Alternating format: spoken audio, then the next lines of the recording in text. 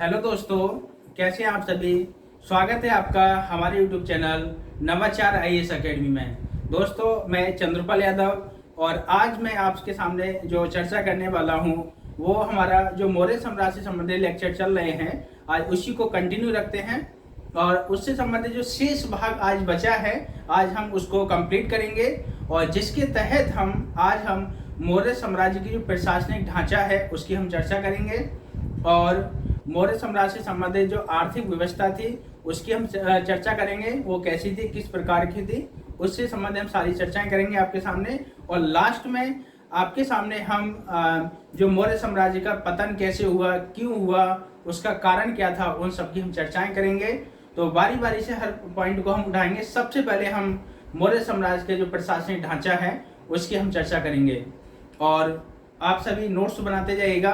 यदि हमारा चैनल आप सभी को अच्छा लगे तो ज़्यादा से ज़्यादा शेयर करिए और सब्सक्राइब करवाइए और खुद करिए, ताकि आने वाला हमारे जो नोटिफिकेशन है, आने वाला नेक्स्ट वीडियो है, वो सबसे पहले आपके पास पहुंचे और आप अपनी तैयारी को कंटिन्यू रख सकें।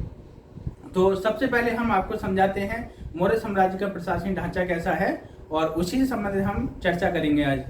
तो मौर्य साम्राज्य में देखेंगे सम्राट जो सबसे उचला पद था, यानी सम्राट एक प्रकार से केंद्र में आज के वर्तमान समय में मुख्यमंत्री या राष्ट्रपति के समान होता था।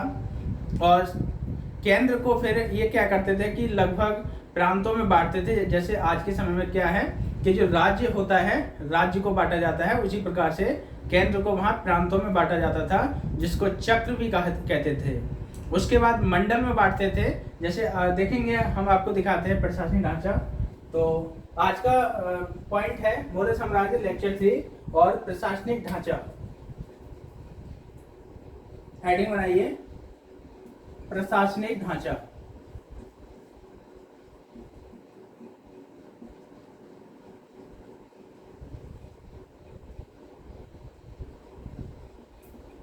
आज का ये है, पहले इस पर हम चर्चा करते हैं प्रशासनिक ढांचा पे। तो प्रशासनिक ढांचा में देखेंगे, सबसे पहले यहाँ पे इधर से चर्चा करते हैं। सबसे ऊपर केंद्र होता है, केंद्र, और केंद्र में सत्ता किसकी होती है? सम्राट की होती है। सम्राट ही क्या होता है? इसका प्रमुख होता है। मौर्य साम्राज्य में सम्राट होता है। केंद्र के बाद ये प्रांतों में बांटते हैं, बहुत सारे प्रांत होते थे। तो केंद्र के बाद प्रांत, प्रांत को ही चक्र भी कहा जाता है, प्रांत को ही चक्र कहा जाता था।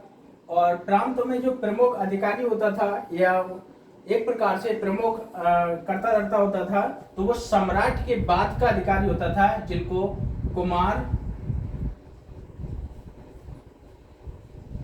कुमार या आर्यपुत्र, कुमार या आर्यपुत्र भी कहा जाता था। और प्रांतों को ये कई भागों में बांटा था, जिसको मंडल कहते थे। कई मंडल होते थे। तो मंडल, आज के समय का जो मंडल होता है, कई जिलों को मिला के बना दिया जाता है, वो मंडल की संरचना होती है। तो मंडल को ये कमिश्नरी भी कहा जाता था। कमिश्नरी, जहाँ पे कमिश्नर बैठता है वो उसको कमिश्नरी कहते हैं। और उस समय मौर्य साम्राज्य में प्रदेष्टा या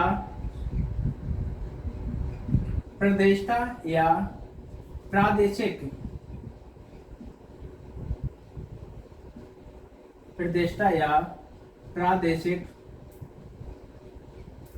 नामक अधिकारी बैठता था। तो ये एक प्रकार से मंडल में बैठता था। वो जिले से उछला पद था। लगभग 4 जिला या 5 जिला को जोड़ के जो मंडल बना दिया जाता है वर्तमान समय में, उसी समय में क्या है कि 5 जिला या 5 आहार को जोड़ के यहाँ पे मंडल बनाया जाता था। यहाँ देखेंगे मंडल के बाद ये इनकी जो संरचना में आता है वो आहार कहते थे उसको, आहार या विषय। देखिए, विषय ये कई बार पूछा गया है। विषय एक प्रकार से जिला का नाम है, तो यहाँ पे लिख लीजिएगा, ये एक प्रकार से जिला का नाम है विषय। तो यहाँ पे विषय या आहार ये कई बार पूछा गया है कि मंडल के जस्ट बाद वाला जो सेक्शन होता है प्रशासन ढांचा में क्या है, तो आहार या विषय होता है। जिसका अगर प्रमुख की बात करें तो विषयपति यानी वर्तमान समय का जिला अधिकारी विषयपति होता था उस समय। यानी आज के समय में देखा जाए तो जिला अधिकारी का जो पद होता है वो विषयपति का उस समय होता था मौर्य साम्राज्य में। विषय के बाद आहार की बात देखेंगे तो एक प्रकार से जो व्यवस्था थी वो स्थानीय के नाम से जानी जाती थी, स्थानीय। और स्थानीय में देखेंगे लगभग 800 गांवों का 800 ग्रामों का समूह होता था। 800 ग्रामों का समूह होता था स्थानीय। और स्थानीय को जो बांटते थे और नीचे सेक्शन में तो उसको द्रोणमुख के नाम से जाना जाता था। द्रोणमुख, तो द्रोणमुख में लगभग 400 गांवों का समूह होता था, 400 ग्रामों का समूह। और द्रोणमुख को ये खारुटिक में बांटते थे, खारुटिक।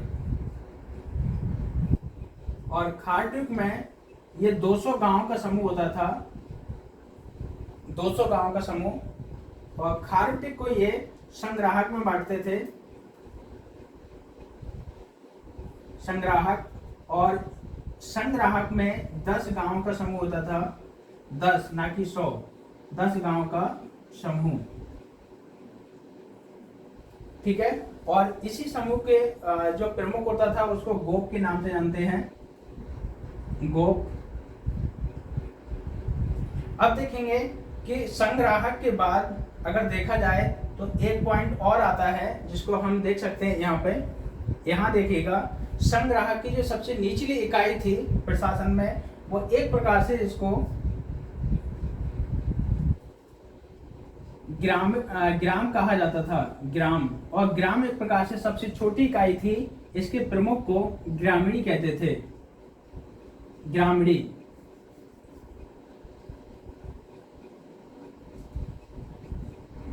तो एक प्रकार से मौर्य साम्राज्य में जो सबसे छोटी इकाई थी उसको ग्राम कहा जाता है, जिसके प्रमुख को ग्रामीणी। यानी आज के समय में एक प्रकार से देख सकते हैं तो जो ग्राम प्रधान का पद होता है वो यहाँ पे ग्रामीणी का पद होता था।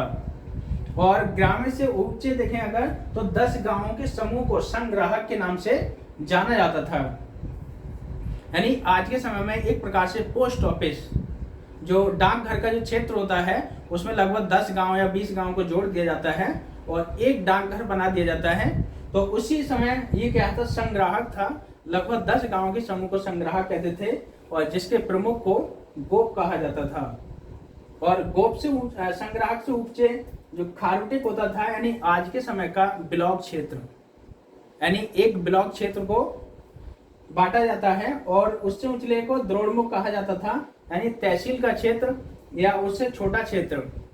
और उससे बड़ा क्षेत्र को स्थानीय, स्थानीय के ऊपर आहार या विषय, और विषय से ऊपर मंडल। यानी आज के समय का अगर देखें तो लगभग 4 जिला या 5 जिला को बनाकर एक मंडल बनाया जाता है। और 4 डीएम या जिला अधिकारी के जो उचला जो पद रखा जाता है वो कमिश्नर का होता है, जिसको डीआईजी या डीजीपी जो प्रशासन विभाग में होते हैं उससे संबंधित होता है। उससे उचला पद देखें तो ये प्रांत का हो गया, यानी कि मुख्यमंत्री का पद होता है। तो यहाँ पे कुमार या आर्यपुत्र वो करते थे। अब हम देखते हैं इनका जो प्रशासनिक ढांचा में जो मुख्य अधिकारी होते थे उनको क्या कहा जाता था। यहाँ पे हम देखते हैं, आप एक लिस्ट तैयार कर लीजिए कि जो प्रमुख अधिकारी होते थे उनको कहा जाता था। तो लिखिएगा शीर्षस्थ अधिकारियों को शीर्षस्थ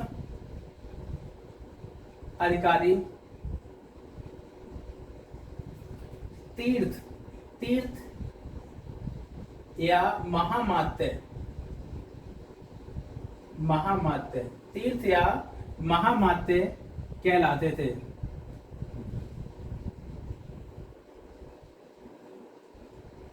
यानी जो एक प्रकार से प्रमुख अधिकारी होते थे उनको शीर्षस्थ या तीर्थ या महामात्य के नाम से जाने जाते थे। अब कौन कौन है किसको कौन सा पद दिया जाता है वो बार बार पूछे जाते हैं। प्रशासनिक ढांचा के अंतर्गत प्रत्येक साल किसी न किसी एग्जाम में बहुत सारे क्वेश्चन पूछे जाते हैं और आपके आने वाले एग्जाम के लिए सभी ये महत्वपूर्ण हैं। तो आप देखिएगा, यानी एक प्रकार से शीर्षस्थ अधिकारी की बात करें तो यहाँ पे वर्तमान समय में जो हमारा कैबिनेट मंत्रिमंडल होता है, एक प्रकार से कैबिनेट मंत्रिमंडल होता है, वो अधिकारी होते हैं। जैसे गृह मंत्री, रक्षा मंत्री, वित्त मंत्री, इस प्रकार से जो होते हैं वो पद हैं यहाँ पे। तो देखेंगे यहाँ पे सबसे पहले समाहर्ता।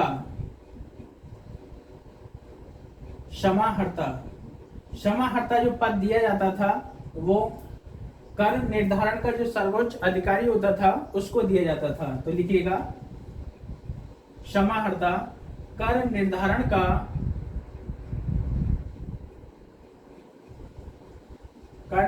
का सर्वोच्च अधिकारी।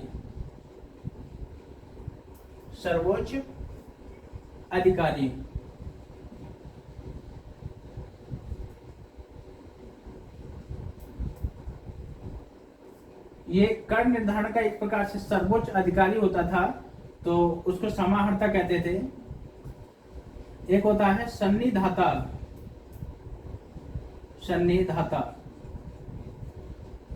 ये जो होता है, जो राजकीय कोषागार होता है, यानी आज के समय का जो वित्त मंत्री होता है, यानी वित्त मंत्री, और वो पद है ये सन्निधाता।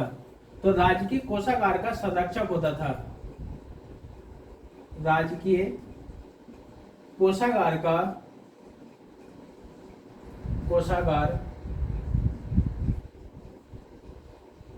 का संरक्षक होता है।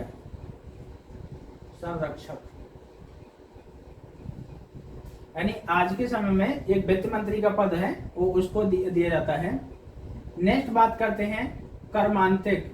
ये बहुत ही महत्वपूर्ण पद है सभी, और बार बार एग्जाम में पूछे जाते हैं। कर्मांतिक, ये कर्मांतिक उद्योग मंत्री को बोला जाता है। उद्योग मंत्री हुआ करता था उस समय मौर्य साम्राज्य में, कर्मांतिक। नेक्स्ट बात करते हैं अंतपाल। अंतपाल एक प्रकार से जो सीमावर्ती दुर्ग होते थे, सीमावर्ती जो महल होते थे, जहां अन्नागार या फिर अन्नों को इकट्ठा किया जाता था या फिर गोला बारूद इकट्ठी रखी जाती थी, उन्हीं का एक प्रकार से रक्षक होता था। सीमावर्ती दुर्गों का रक्षक होता था अंतपाल। तो लिखिएगा, सीमावर्ती दुर्गों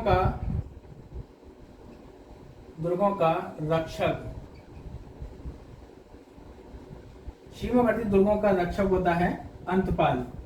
नेक्स्ट अगर महत्वपूर्ण अधिकारियों में देखें तो यह है व्यवहारिक।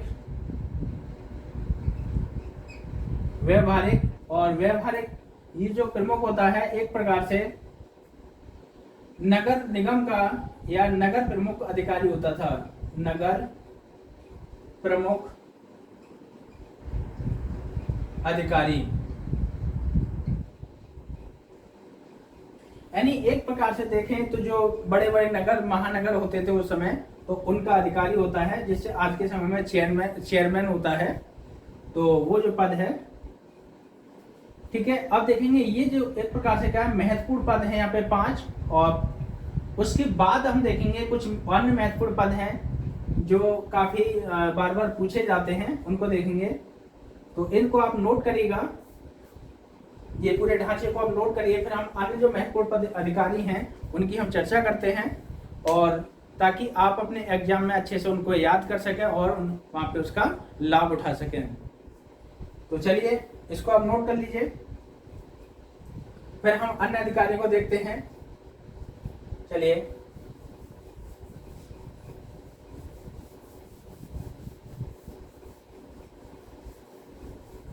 अब देखते हैं अन्य महत्वपूर्ण अधिकारी जो तीर्थ के बाद के अधिकारी कहे जाते थे, यानी जो शीर्ष अधिकारी या तीर्थ के पश्चात।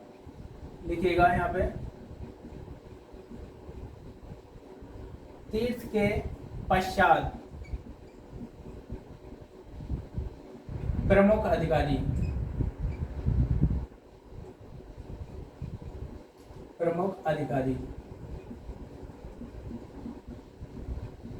जैसे देखेंगे सीता अध्यक्ष। सीता अध्यक्ष को देखेंगे एक प्रकार से जो कृषि होती है, संपूर्ण कृषि विभाग का अध्यक्ष होता है। तो लिखिएगा कृषि विभाग का अध्यक्ष होता है। कृषि विभाग का अध्यक्ष होता है।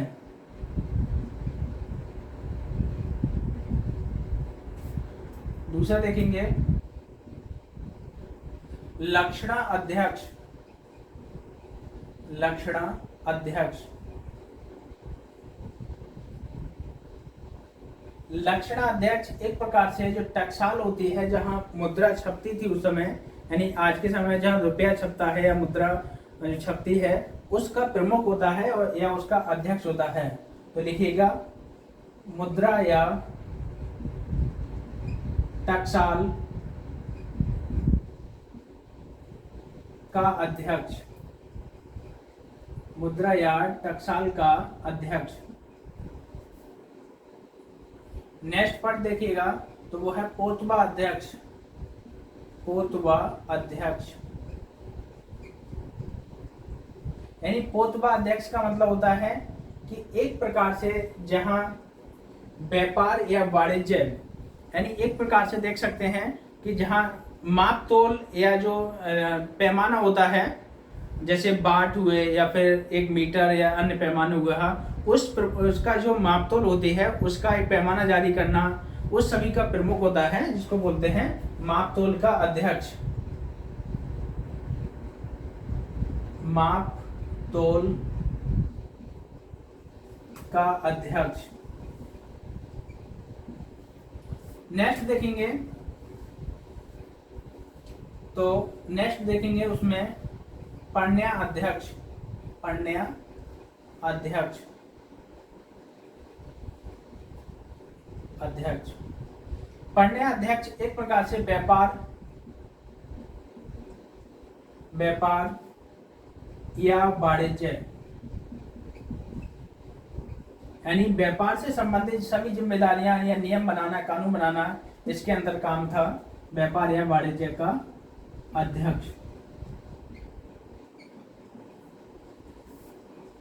नेक्स्ट देखेंगे विविता अध्यक्ष। ये सभी पद बार बार पूछे जाते हैं एग्जाम में और आपके एग्जाम के दृष्टिकोण से काफी महत्वपूर्ण है। विविता अध्यक्ष। विविता अध्यक्ष एक प्रकार से जो चारागाह होता था, जहां पशु चरते थे, और उस सबका एक प्रमुख होता था कि कहाँ कौन से पशु चरेंगे, तो उसका अध्यक्ष चलाता था, यानी चारागाह का अध्यक्ष। चारागाह का अध्यक्ष। नेक्स्ट देखेंगे अकारा अध्यक्ष। अकारा अध्यक्ष। अकारा अध्यक्ष जो खान होती है, जहाँ पे हमको लोहा, तांबा, चांदी, सोना इत्यादि जो उत्खनन होता है, उस सभी का अध्यक्ष होता है, यानी कि खानों का अध्यक्ष। खानों का अध्यक्ष।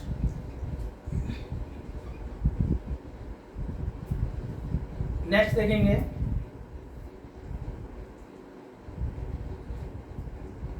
एक प्रकार से देखेंगे कि जो सर्व महामात्य एक प्रकार से जो अधिकारी होता था गुप्तचर विभाग का, जिसको काफी महत्वपूर्ण पद दिया गया है महामात्य सर्व के नाम से, वो गुप्तचर विभाग का अधिकारी होता था। वो अन्य भी महत्वपूर्ण है, यहाँ पे लिख लीजिएगा।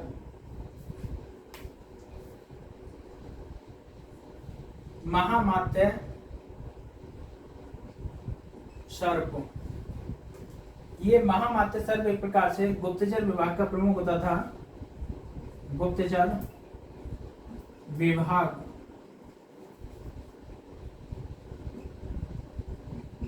विभाग का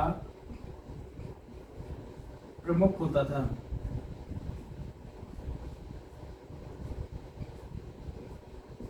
यानी एक प्रकार से कह सकते हैं कि जो गुप्तचर विभाग है, और मौर्य साम्राज्य में देखा जाता है तो जो चतुर महिलाएं होती थीं, वो एक प्रकार से जासूसी या गुप्तचर का काम करती थीं, और वो काफी महत्वपूर्ण पद होता था, कि जासूसी करना, और आज के समय में भी कह सकते हैं कि जो महिलाएं होती हैं एक प्रकार से जासूसी का काम ज़्यादा करती हैं, तो उनको सीबीआई या गुप्तचर विभाग में उनको भेजा जाता है। तो एक प्रकार से ये महामात्र सब सीबीआई का हेड होता है, वो यहाँ पे ये बात करता है गुप्तचर विभाग या जासूसी का काम करना।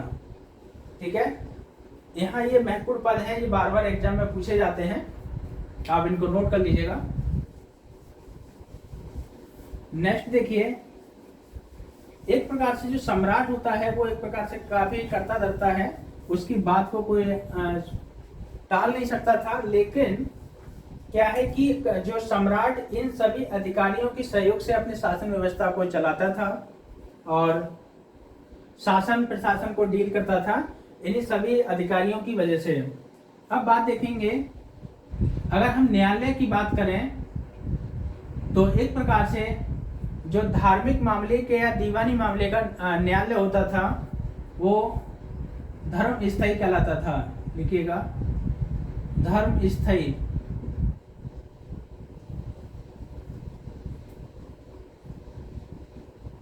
धर्म स्थायी, ये धर्म स्थायी होता था। दीवानी न्यायालय, दीवानी न्यायालय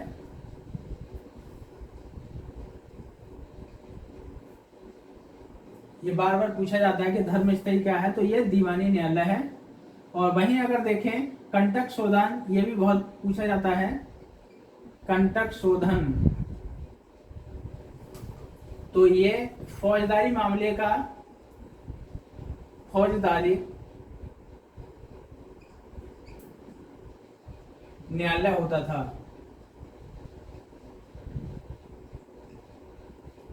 यानी इनका मतलब यह है कि जो धर्म स्थायी न्यायालय होता है वहां दीवानी मामले से संबंधित, जैसे कि प्रॉपर्टी हुए या फिर चोरी डकैती इत्यादि से संबंधित जो मामले सुलझाए जाते थे वो धर्म स्थायी न्यायालय में सुलझाए जाते थे। बाकी जो लड़ाई झगड़े से संबंधित जो केस आते थे वो कंटक शोधन न्यायालय में यहाँ पे सुलझाए जाते थे। यानी आज के समय का दीवानी और फौजदारी न्यायालय, तो ये है काफी महत्वपूर्ण और प्रमुख ये न्यायालय है। आपने देखा यहाँ पे कि जो पूरा प्रशासनिक ढांचा है वो इसी प्रकार से काम करता था और सभी राजा की यानी जो सम्राट होता था केंद्र में उन सब की सहायता करते थे और उसी के आधार पर पूरी प्रशासनिक व्यवस्था को डील किया जाता था, जिसका सब पूरा सर्वे सर्वा कौन था, तो वो सम्राट होता था। यानी सम्राट जो चाहता था वो करता था और एक प्रकार से वही विधि होता था और वही कानून होता था और वही शासन व्यवस्था को डील करने के लिए इन सभी अधिकारियों को जैसे नियम कानून के आधार पर उनको चलाता था।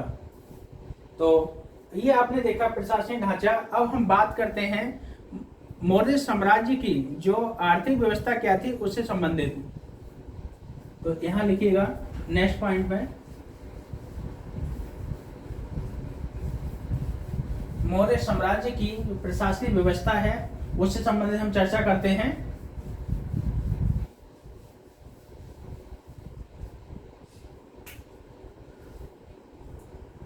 यानी अभी आपने प्रशासनिक व्यवस्था देखी, अब देखिए आर्थिक व्यवस्था।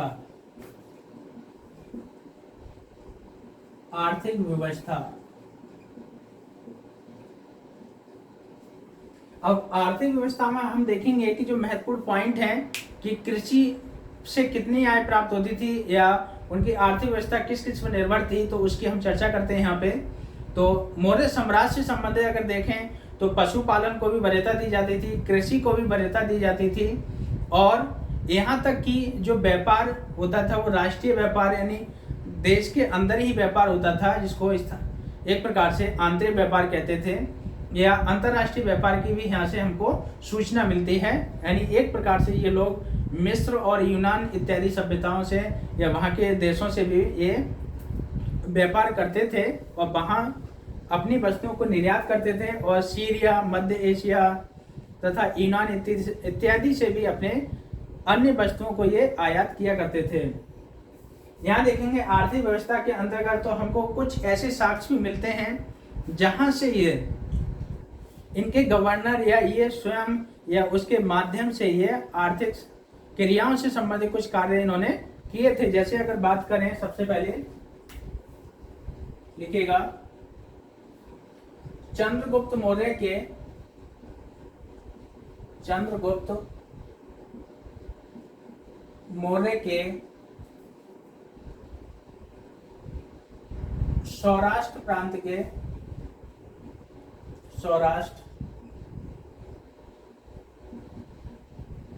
के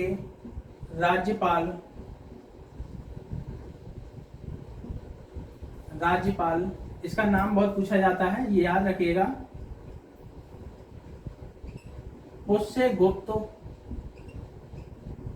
पुष्यगुप्त वैश्य ने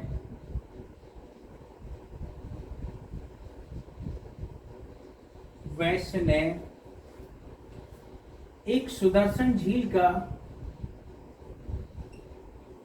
ये सुदर्शन झील बार बार पूछी जाती है, सुदर्शन झील का निर्माण करवाया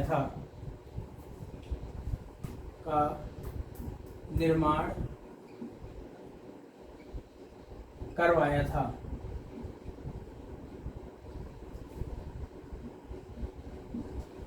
यानी जो झील है वो उसका निर्माण किसने करवाया था?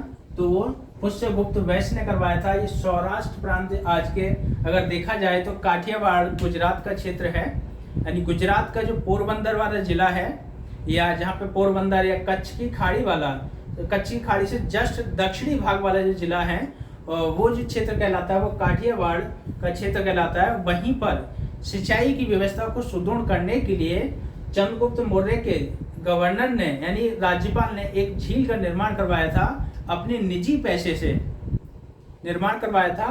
कि वो कौन सी थी? सुदर्शन झील। ये सुदर्शन झील बहुत बार बार पूछी जाती है। आगे चल के आपको रुद्रदामन के जूनागढ़ अभिलेख से भी इसी झील का निर्माण मिलता है, यानी उल्लेख मिलता है। और इसी के शासन में आप देखेंगे कि अशोक का जो एक राज्यपाल है तो साफ से वो भी इसी झील का मरम्मत करवाता है। तो एक प्रकार से आर्थिक व्यवस्था की दृष्टिकोण से ये काफी महत्वपूर्ण है। नेक्स्ट देखिएगा, अशोक का राज्यपाल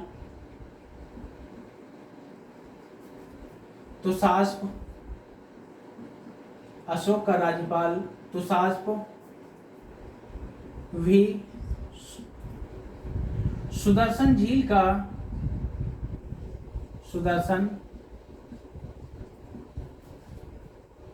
का या सुदर्शन झील की मरम्मत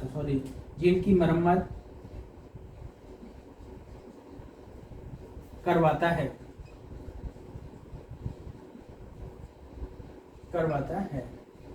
यहाँ आप देखेंगे कि काफी महत्वपूर्ण काम यहाँ पर हो रहे हैं कि ये तुषास्प है, एक प्रकार से अशोक का समकालीन है और अशोक का राज्यपाल है।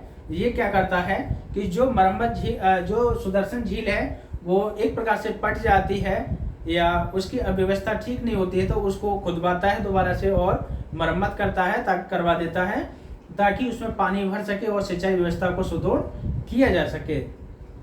इसके आधार पर देखते हैं कि अन्य व्यवस्था इनकी कैसे चलती थी, सिक्के को किस नाम से जाना जाता था, उनसे संबंधित हम चर्चा करते हैं।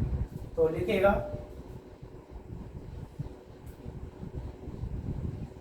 मौर्य काल में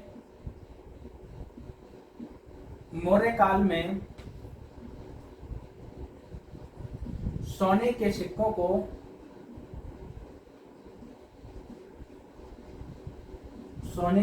को सुवर्ण या निष्क, ये बहुत महत्वपूर्ण है, लिख लीजिएगा, सुवर्ण या निष्क। आप इसी को देखेंगे कि जो निष्क आप जो शब्द देख रहे हैं वही एक हार के लिए प्रयोग किया गया है वैदिक सभ्यता में। यानी जो हार, गले का जो हार होता है उसको निष्क कहा गया है, लेकिन वही मौर्य साम्राज्य में आकर ये स्वर्ण मुद्राओं के लिए कहा गया है। स्वर्ण मुद्राओं के लिए निष्क शब्द का प्रयोग कहा गया है।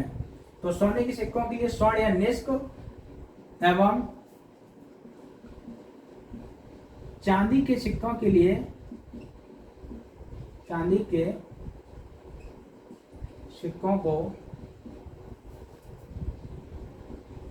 को पण, ये पण शब्द का प्रयोग किया गया है, पण तथा तांबे के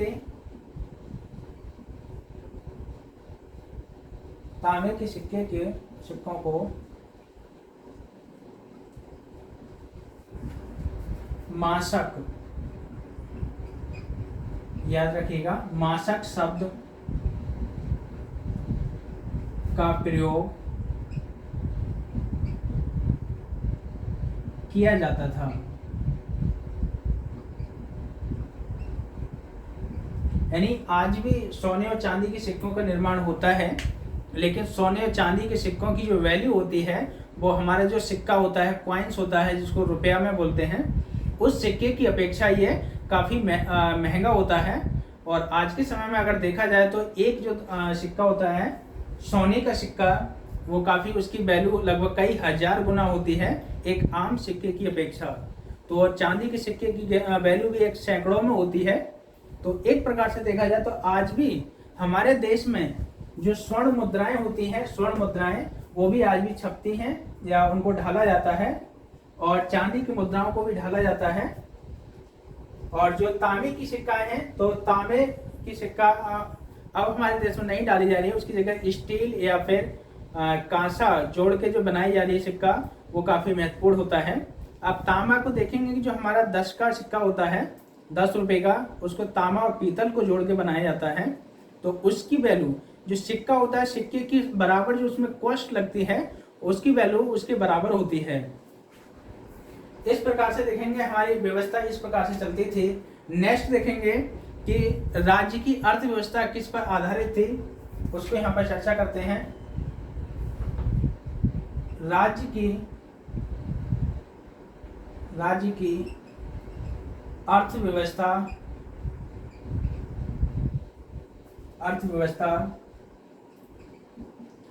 कृषि,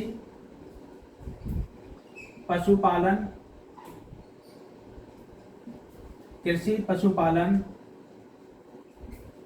व्यापार या वाणिज्य इत्यादि पर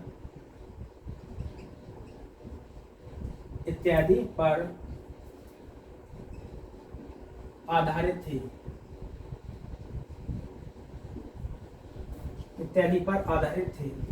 अब आप देखेंगे कि नेक्स्ट अगर पॉइंट में हम चर्चा करें तो भूमि कर एवं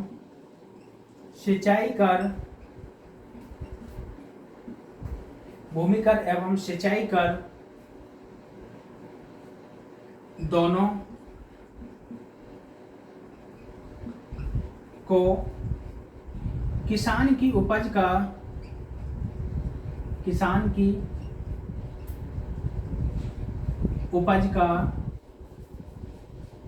1/2 भाग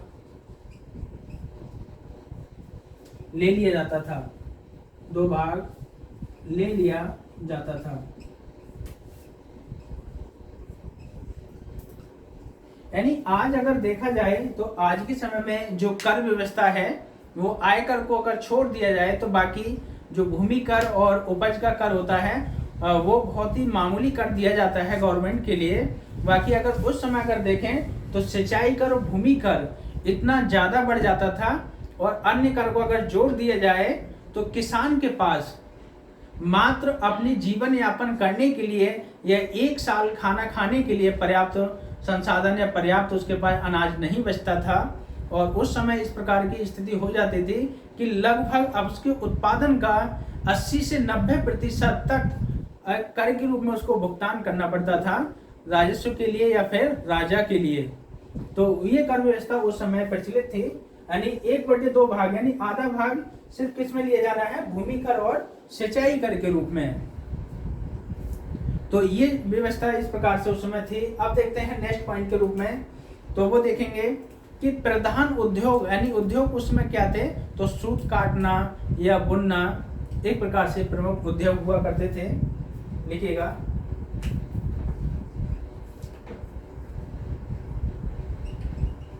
प्रधान उद्योग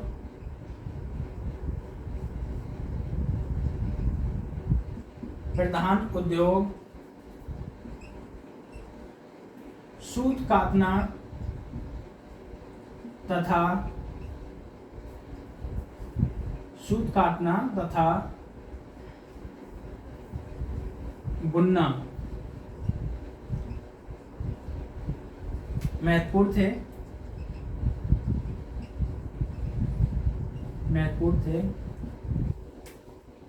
एवं कैसे लिखिएगा,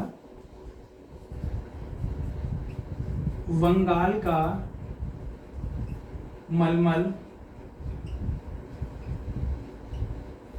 का मलमल विश्वविख्यात था।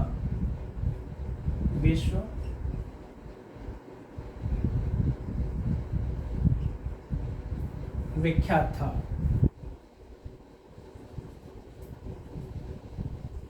तो ये आर्थिक व्यवस्था है इनकी, मौर्य साम्राज्य से संबंधित। आप देख रहे हैं कि यहाँ पे अगर आपको देखिए यूपीएससी के मेंस में ये यहाँ से सिर्फ प्रीलिम्स में ही क्वेश्चन पूछे जाते हैं, लेकिन यूपी पीसीएस और अदर स्टेट पीसीएस तथा जिसका हिस्ट्री ऑप्शनल सब्जेक्ट रहे उससे संबंधित ये चैप्टर और ये जो हम लिखवा रहे हैं कंटेंट आपको प्रोवाइड करा रहे हैं वो आपके लिए काफ़ी महत्वपूर्ण है, उपयोगी है।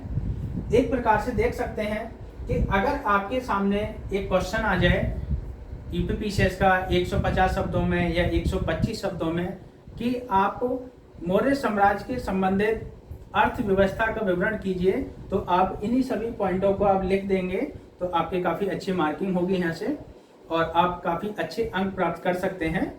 तो इसी आधार पर ये कंटेंट आपके लिए काफ़ी पर्याप्त है। नेक्स्ट देखिएगा, अगर हम बात करें तो कहाँ से ये क्या क्या निर्यात करते थे और कहाँ से ये क्या आयात करते थे, उन सब की हम चर्चा करते हैं आपको। तो ये पॉइंट लिख लीजिएगा। अब नेक्स्ट पॉइंट हम देखते हैं कहाँ से क्या निर्यात करते थे और कहाँ से क्या आयात किया जाता था, उन सब की हम चर्चा करते हैं।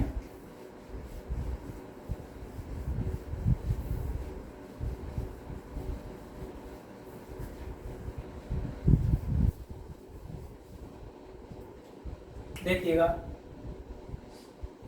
अगर हम निर्यात की बात करें, कहाँ से क्या निर्यात करते हैं, कहाँ से क्या आयात करते हैं, उसकी हम बात करें तो देखिए आयात में अगर देखें, आयात में तो लिखेंगे यहाँ पे ताम्रपर्णी से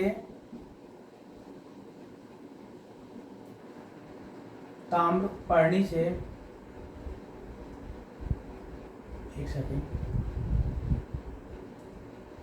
ताम्रपर्णी से मोती,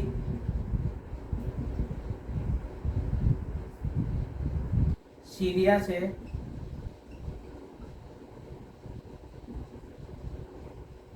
मदिरा यानी एक प्रकार से शराब,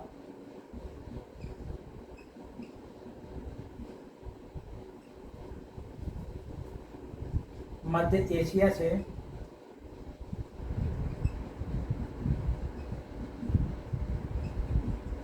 एशिया से घोड़ा और अफगानिस्तान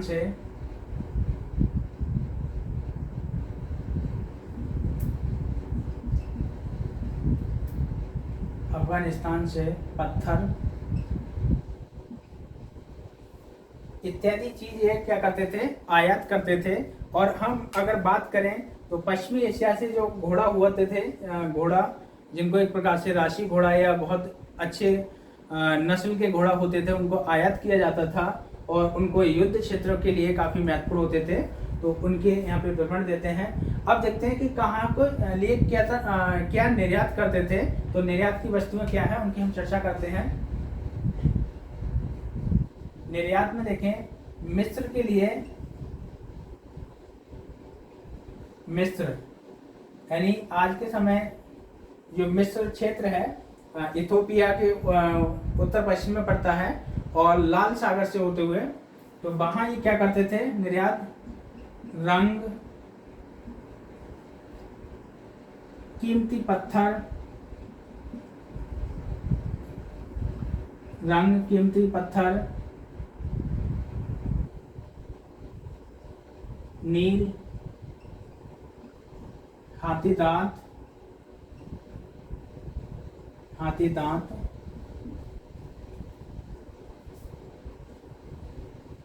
कपास की बनी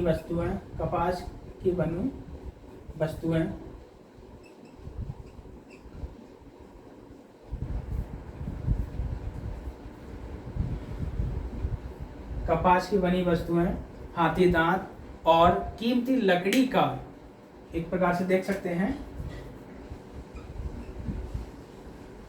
कीमती लकड़ी का, जिसमें चंदन की लकड़ी कह सकते हैं, लकड़ी का निर्यात किया जाता था।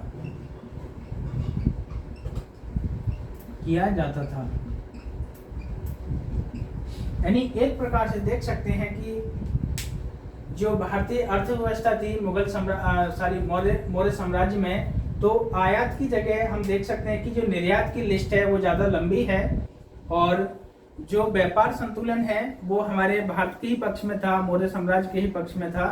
तो इसलिए उस समय की अर्थव्यवस्था काफ़ी अच्छी थी। तो अगर अर्थव्यवस्था पर कोई आपको एक लेक्चर आता है या क्वेश्चन आता है, तो आपके लिए यही पॉइंट काफ़ी पर्याप्त है, और इसी पॉइंट को आप लिख देंगे तो आपका आंसर कंप्लीट हो जाएगा।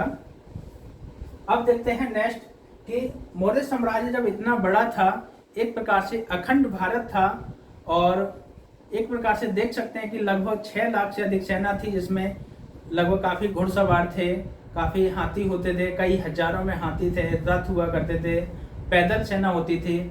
इतनी सेना होने के बावजूद भी ये पूरा मौर्य साम्राज्य एक प्रकार से देखते हैं 322 ईसा पूर्व में स्थापित होता है, और आते आते लगभग 185 ईसा पूर्व में लगभग 150 साल में इस साम्राज्य का पतन हो जाता है। उसके पीछे कारण क्या है, उन सबको हम अब चर्चा करते हैं कि इतना विशाल साम्राज्य, यानी हिंदू कुश पर्वत श्रेणी से लेकर ये बंगाल तक और जम्मू कश्मीर से लेकर दक्षिण भारत तक फैला हुआ है। इतना विशाल साम्राज्य है। आज के समय में अगर देखें, अफगानिस्तान, पाकिस्तान, बांग्लादेश, नेपाल, भूटान, म्यांमार का कुछ एरिया और संपूर्ण भारत का क्षेत्र अगर देखें, इतना बड़ा विशाल साम्राज्य 150 साल ही क्यों चला, आगे क्यों नहीं चल पाया, उसके पीछे क्या कारण थे, उन सब की हम चर्चा करते हैं और समझते हैं कि क्या क्या कारण हो सकते हैं, इसके पतन के क्या क्या उत्तरदायी कारण हैं, उन सबको आप देखिएगा। अगर आपके सामने क्वेश्चन आ जाए कि मौर्य साम्राज्य का पतन क्यों हो गया था, उसके पीछे क्या क्या कारण हैं, तो आप जो पॉइंट मैं आपके लिए लिखा हूं उससे संबंधित आप देखिएगा, और वही आपके लिए काफी पर्याप्त होंगे। तो लिखिएगा यहाँ पे हेडिंग, मौर्य साम्राज्य का पतन। पहले समझ लीजिए कि जो मौर्य साम्राज्य का पतन कैसे हो गया था, क्या कारण थे उससे पीछे, कि आप देखेंगे कि अशोक का शासनकाल आते आते इतना बड़ा, इतना विशाल साम्राज्य हो गया था कि बिंदुसार और चंद्रगुप्त मौर्य से भी बड़ा हो गया था, क्योंकि उसने कलिंग का क्षेत्र भी जीत लिया था, जो बिंदुसार और अन्य के शासन के काल में संबंधित नहीं था। किंतु कलिंग के युद्ध होते ही वह एक धार्मिक नीति को अपना लेता है, जो एक प्रकार से शांति की नीति होती है, और उसके बाद वो किसी भी साम्राज्य पे अटैक नहीं करता है और किसी साम्राज्य पे हमला नहीं करता है, जिसकी वजह से कहीं ना कहीं कह सकते हैं कि अशोक की जो धम्म नीति है या धार्मिक शांति की प्रिय नीति है, वो कहीं ना कहीं उसके साम्राज्य को पतन की ओर ले गई थी। या एक प्रकार से अन्य और भी कारण हैं, कह सकते हैं कि जो अशोक के बाद जो उत्तराधिकारी आए, जिसमें अगर कुणाल है, संप्रीति है, दशरथ हुआ, या लास्ट में जो सबसे जो आया था बृहद्रथ, कहीं ना कहीं वो अशोक द्वारा दिए गए विशाल साम्राज्य को वो संभाल नहीं पाए, जिसकी वजह से उनकी अर्थव्यवस्था काफ़ी चरमरा गई थी, और जिसके कारण से क्या हुआ कि विशाल साम्राज्य का धीरे धीरे पतन हो गया था, और लास्ट में जाकर 185 ईसा पूर्व में आते आते जो पुष्यमित्र शुंग था, एक प्रकार से बृहद्रथ का सेनापति था और उसने बृहद्रथ की हत्या कर दी और मौर्य साम्राज्य का पतन हो गया था। चलिए अब लेके चलते हैं आपको पतन के कारण की ओर, बताते हैं कि क्या क्या कारण हो सकते हैं, उनसे संबंधित हम चर्चा करते हैं। लिखिएगा,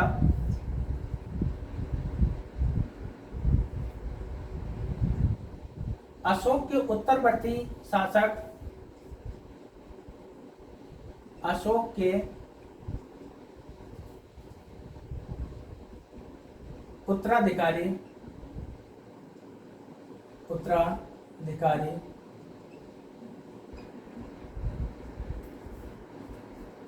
निम्न हैं, निम्न प्रकार हैं।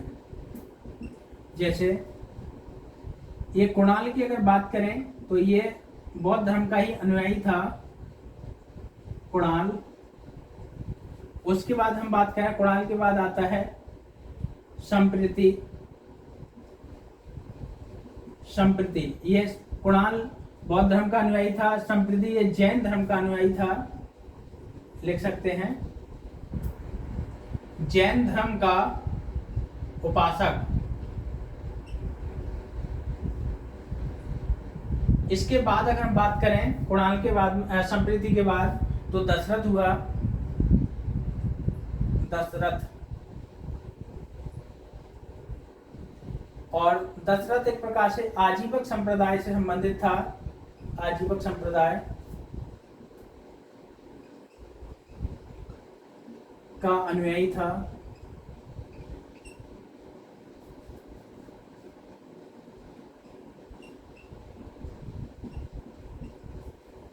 यहां तक आते आते देखेंगे कि जो वही दशरथ है जिसने नागार्जुनी पहाड़ियों को कटवा कर गुफाएं का निर्माण करवाया था और जो आजीवक संप्रदाय के साधुओं के लिए दान दी थी। तो यहाँ तक देखेंगे कि ये दशरथ सबसे अंतिम नहीं है, इसके बाद एक और भी आता है, वो है बृहद्रथ। ये जो बृहद्रथ है यही सबसे अंतिम है, बृहद्रथ यही सबसे अंतिम है, जिसकी हत्या पुष्यमित्र शुंग कर देता है और शुंग वंश की स्थापना होती है 185 ईसा पूर्व में। तो लिखेगा, बृहद्रथ अंतिम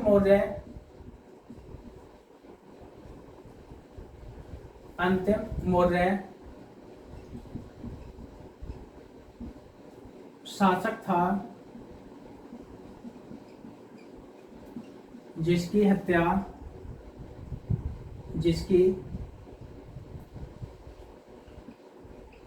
पुष्यमित्र शुंग ने 185 ईसा पूर्व में हत्या कर दी थी।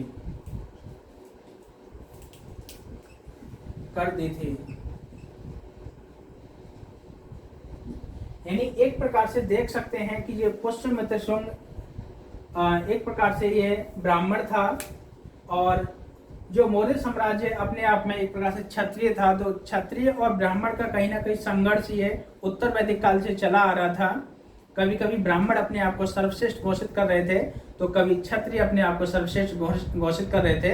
ये प्रक्रिया उत्तर वैदिक काल से चली आ रही थी, जो आते आते कहीं ना कहीं ये शुंग वंश तक आते सत्ता को हासिल कर लेते हैं और यहाँ से ब्राह्मणों का उदय होना स्टार्ट हो जाता है और लास्ट में जाके गुप्त काल तक आते आते ब्राह्मण साम्राज्य का उदय होता है।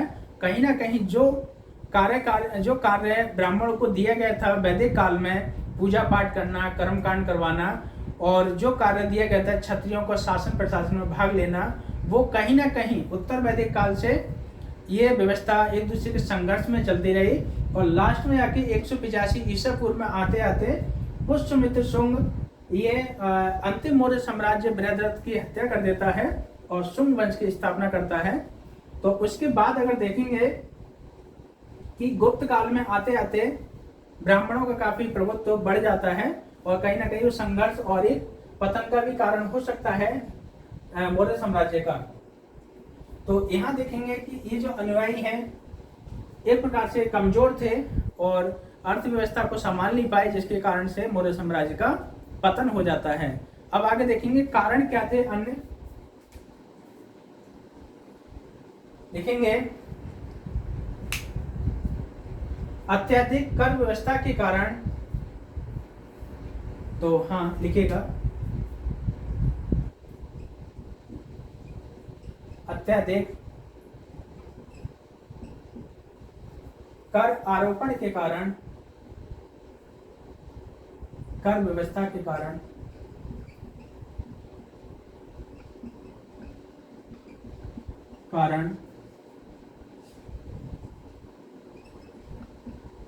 अशोक के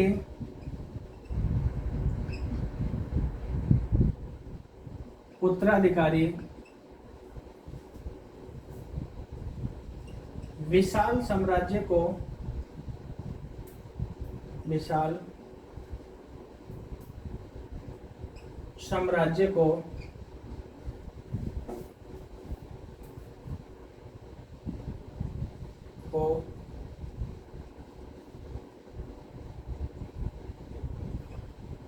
संभाल नहीं सके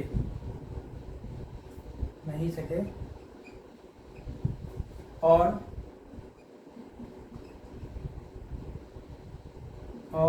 अर्थव्यवस्था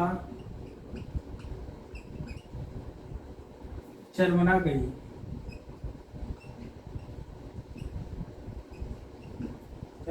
यानी एक प्रकार से जो उत्तराधिकारी थे वो कमजोर साबित हुए और जितना बड़ा विशाल साम्राज्य अशोक ने दिया था, उस पूरे विशाल साम्राज्य को ये जो उत्तराधिकारी थे वो संभाल नहीं सके थे, जिसकी वजह से कहा जाता है कि ये अर्थव्यवस्था इतनी बड़ी थी वो चरमरा गई थी, क्योंकि ये कर क्या था, अत्यधिक कर लगाया जाता था कि लगभग जो किसान होते थे उन किसानों की लगभग 80 से 90% आय को ये कर के रूप में ही ले लेते थे और एक प्रकार से शोषणकारी नीति चालू हो गई थी। नेक्स्ट लिखिएगा दमनकारी, जहां जाकर विद्रोह होता था वहां ये क्या करते थे, दमनकारी नीति को अपनाते थे। तो दमनकारी शासन व्यवस्था लागू हो गई थी।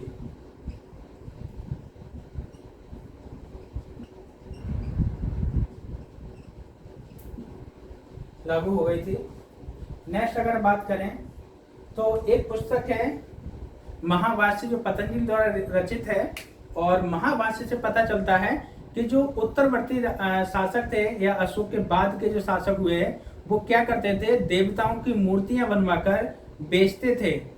इससे भी कहीं ना कहीं ये इफेक्ट पड़ा था कि ये शासन व्यवस्था पतन के लिए कारण सिद्ध हो सकता है।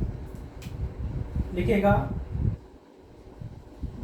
महाभाष्य, ये पतंजलि की पुस्तक है, याद रखिएगा महाभाष्य पतंजलि से पता चलता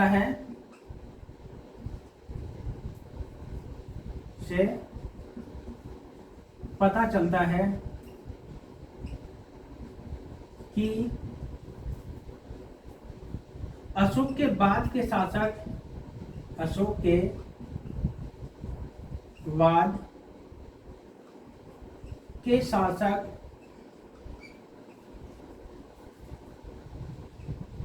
देवताओं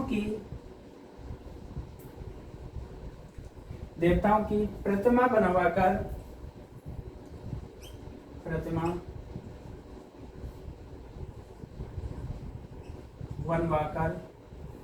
बेचते थे।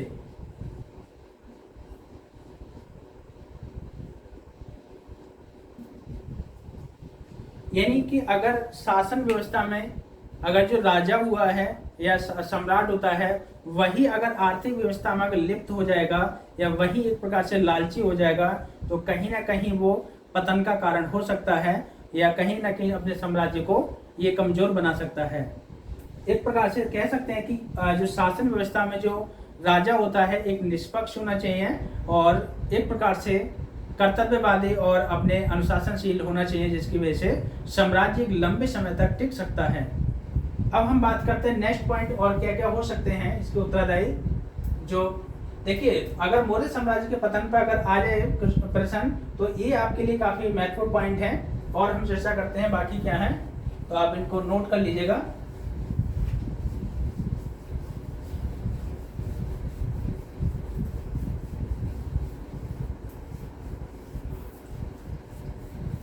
कहीं ना कहीं कहा जाता है कि अशोक की धार्मिक नीति थी, अशोक की धार्मिक नीति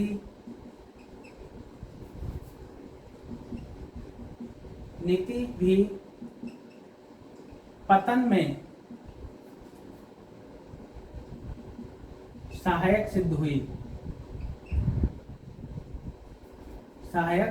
हुई।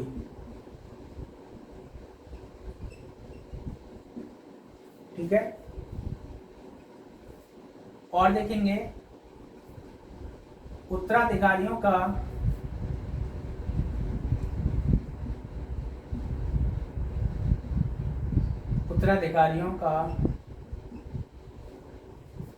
नितांत अभाव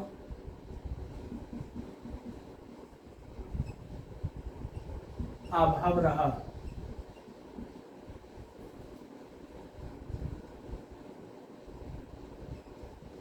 यानी एक प्रकार से कह सकते हैं कि जो अशोक के बाद के उत्तराधिकारी हुए थे वो अपने आप में कमजोर और अनुशासन के कम वो थे, जिसके प्रकार से कह सकते हैं कि जो उत्तराधिकारी होते थे वो एक अपने आप में कमजोर सिद्ध हुए, और अशोक के बाद के जो उत्तराधिकारी हैं वो क्या है कि इस पूरी शासन व्यवस्था को ठीक से चला नहीं सके थे। नेक्स्ट अगर देखेंगे तो जो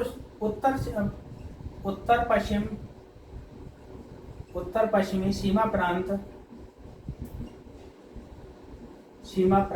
यानी आज का अगर देखें पाकिस्तान और बांग्लादेश, पाकिस्तान और अफगानिस्तान का क्षेत्र है, तो उत्तर पश्चिमी सीमा प्रांत की उपेक्षा की यानी कि उधर ध्यान नहीं दिया था, उपेक्षा की, जिसके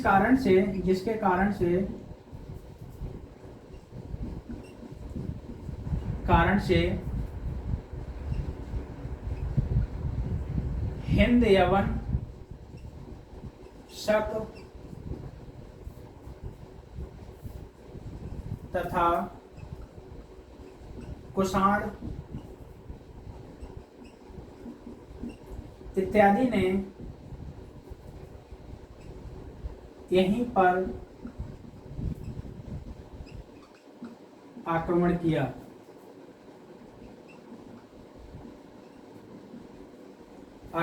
था यानी एक प्रकार से जहां हिंद यमन शक कुषाण इत्यादि जो आक्रमण हुए थे वो आज के पंजाब या पाकिस्तान का जो कुछ एरिया है तो उसी क्षेत्र में हुए थे। वहां ये शासक क्या है ध्यान नहीं दे पाए थे, जिसकी वजह से ये पतन के कहीं ना कहीं कारण हो सकते हैं।